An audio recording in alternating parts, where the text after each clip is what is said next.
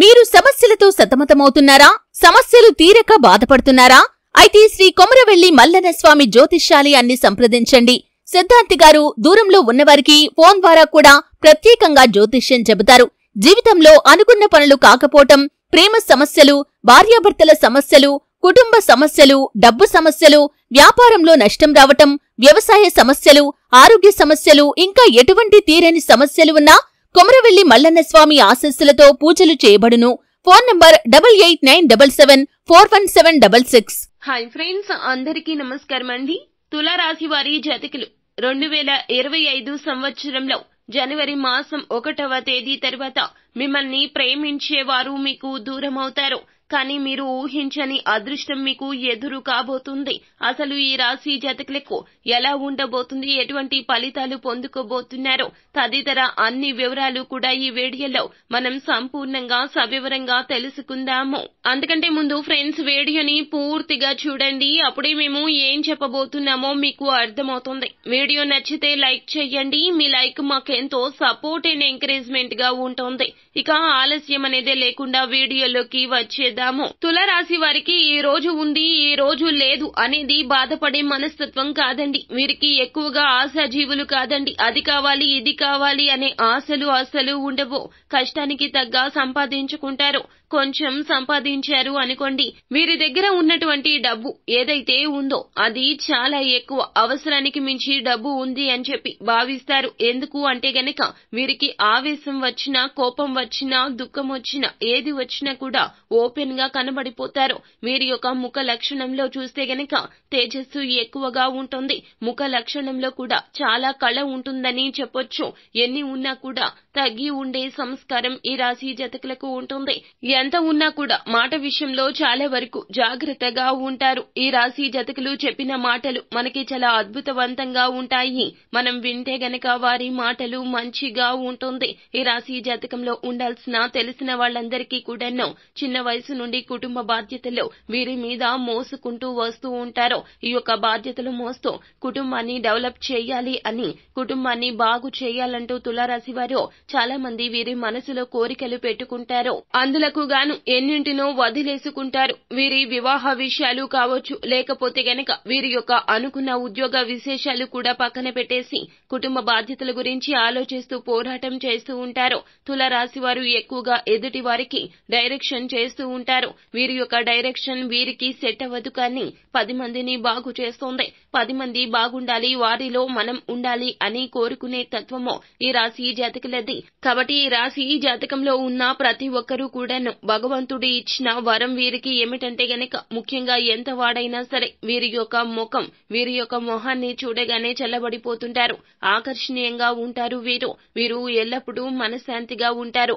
ఎదుటి వారు కష్టంలో ఉన్నప్పుడు వీరిని చూస్తే చాలు కష్టం నుండి గట్టెక్కించగలరు అనే భరోసాని కల్పించినట్లుగా వీరి యొక్క ముఖ వర్చస్సు ఉంటుంది. అంటే జనాకర్షణ ఉంటుంది. ముఖంలో తేజస్సు కళ లాంటిది ఉంటుంది. ఆడవాళ్లకు కావచ్చు, మగవారికి కావచ్చు, స్త్రీకి అయినా కూడా ఒక మాట మాట్లాడుతుంది అనుకోండి, మనం కరెక్ట్ గా ఆలోచన చేస్తాము.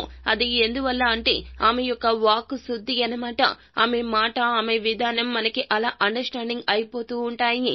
అదే విధంగా ఈ రాశిలో ఉన్నటువంటి ఆడవారు కావచ్చు, మగవారు కావచ్చు, వీరు ఇరువురికి కూడా మంచి యోగం అనేది ఈ మాసంలో రాబోతుందని చెప్పాలి. వీళ్ళ జాతకంలో ఒక పెద్ద గృహ స్థానం అనేది ఒకటి ఏర్పాటు చేసుకోగలుగుతారో, స్థాన చలనం కావచ్చు, ఒక ఇంటిని కాని, ఒక వాహనాన్ని కాని, మీరు చేసే ఉద్యోగంలో మార్పు కాని, ప్రమోషన్లు కాని, ఇలాంటివి వీరి యొక్క జాతక యోగంలో కనిపిస్తున్నాయి.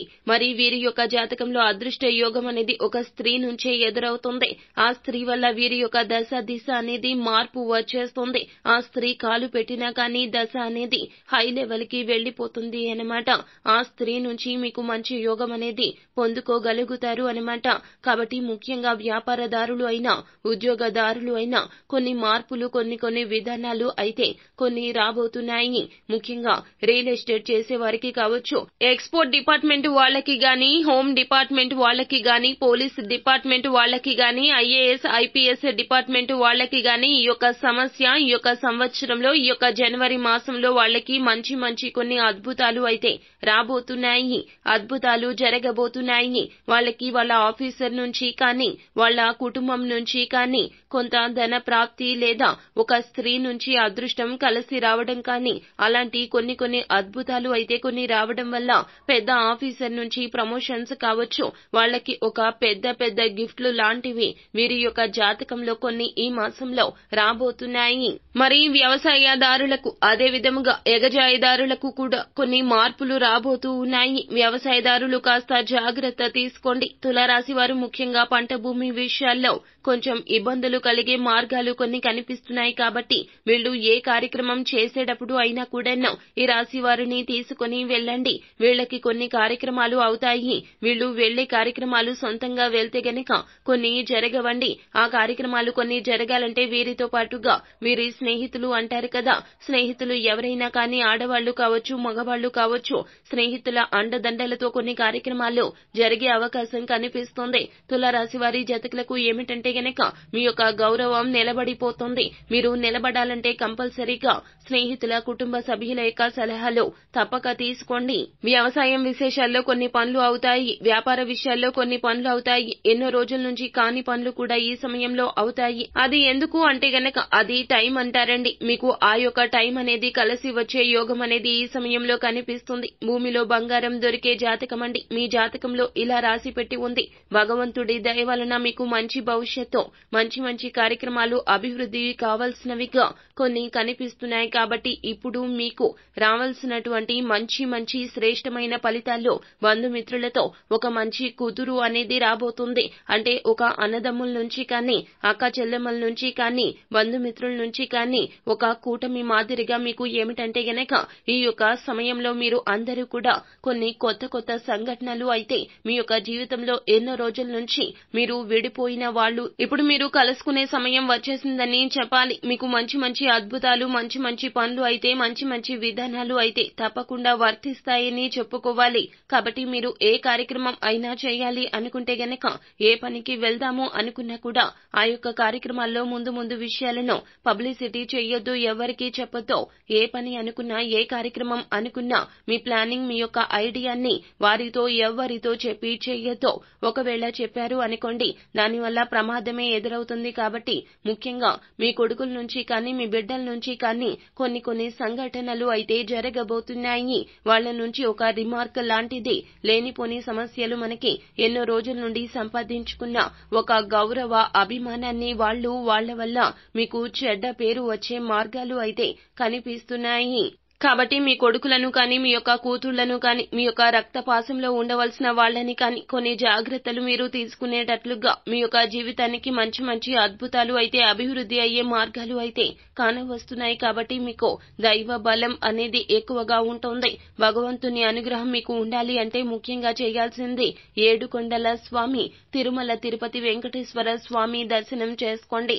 దాంతో పాటుగా ఆయన పూజా బలం అనేది చేయాలి. పూజా బలం అంటే శ్రీ వెంకటేశ్వర స్వామి పూజా బలం అనగా ఆయన కలియుగ దేవుడు కాబట్టి, ఆపద్బాంధవుడు, అనాథ రక్షకుడు కాబట్టి ఎలాంటి సమస్యలు మీకు ఉన్నా కూడా ఆయన అవలీలగా తీసేసి మిమ్మల్ని మంచి మార్గంలోకి పంపించే మార్గం చేస్తాడు. కాబట్టి నిత్యము ఆయన్ని పూజించండి. మీ కష్టాలు, మీ యొక్క దరిద్రాలు, మీ మీద ఉండాల్సిన ఎలాంటి దోషాలు ఉన్నా కూడాను పటాపంచలు అయిపోతాయి. కాబట్టి మీరు ఎన్నో రోజుల నుంచి మీరు ఏదైతే ఇబ్బందులు పడుతున్నారో ఆ ఇబ్బందులు అన్ని కూడాను తీరిపోయే మార్గాన్ని ఏడుకొండల స్వామి మీకు తెలియచేస్తాడు. సో ఫ్రెండ్స్, చూశారు కదా, ఈ వీడియో గనక మీకు నచ్చితే లైక్ చేయండి. మరిన్ని వీడియోస్ కోసం మా ఛానల్ ని సబ్స్క్రైబ్ చేసుకుని ఫాలో అవ్వండి. Thank you.